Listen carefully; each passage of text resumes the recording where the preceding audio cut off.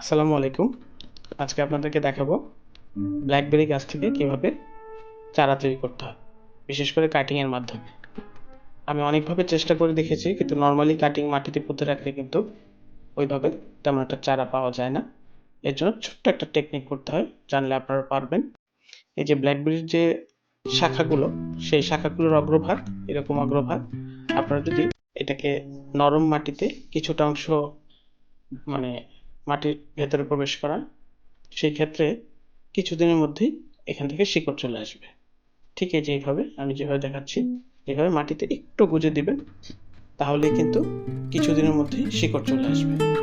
আপনাদেরকে দেখাবো যে আমি বেশ কিছুদিন আগে এরকম দুটো গাছের অগ্রভাগ মাটিতে ঢুকিয়ে রেখেছিলাম। এই যে দেখুন কি সুন্দর চমৎকার শিকড় চলে এসেছে। এখন জাস্ট এখান থেকে ১ হাত পরিমাণ রেখে যদি কাটিং করি, সেক্ষেত্রে আমরা চারা পেয়ে যাব। তবে শিকড়গুলো আরেকটু বাদামি হতে হবে। একদম সাদা শিকড় অবস্থায় নিলে কিন্তু গাছ বাঁচাতে পারবেন না। আপনাদেরকে সেজন্য একটু ভালো করে দেখিয়ে রাখছি। আমি একটা ইটের টুকরো দিয়ে রাখছি যাতে জায়গাটা ডার্ক থাকে। আরেকটা গাছ আপনাদেরকে দেখাবো। এটা কিন্তু বেশ মোটা-সোটা একটি লতা ছিল। এই মোটা লতাটিকে আমি একইভাবে মাটিতে ঢুকিয়ে দিয়েছি। শিকড় গজানোর পরে আমি এখান থেকে কাটিং করে দিয়েছি। এই শিকড়গুলো যখন আরেকটু বাদামি রং ধারণ করবে, তখনই আমি এটাকে পটে বসিয়ে দিব। প্রচুর সুস্থ শিকড় দেখা যাচ্ছে। এবার আপনাদেরকে দেখাবো আগে থেকে করে রাখা একটি চারা, যেটাকে আমি পলিব্যাগে স্থানান্তর করেছি। বেশ সুন্দর দেখুন, চমৎকার একটি চারা। এর বয়স কিন্তু খুব বেশি দিন না, পটে বসিয়েছি ২-৪ দিন হয়েছে। এরকম চাইলে আপনারা পলিব্যাগে চারা সংগ্রহ করতে পারেন।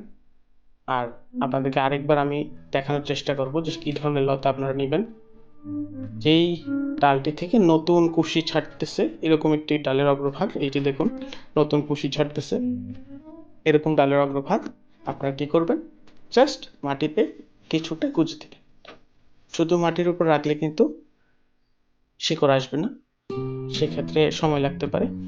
জাস্ট কিছুটা মাটির ভেতরে ঢুকিয়ে দিবেন। আমার এক হাতে হয়তো একটু কষ্ট হবে, আপনারা একটু মাটির নিচে প্রবেশ করিয়ে দিবেন, তাহলেই খুব দ্রুত শিকড় চলে আসবে। এই টেকনিকটা কেমন হলো জানাবেন।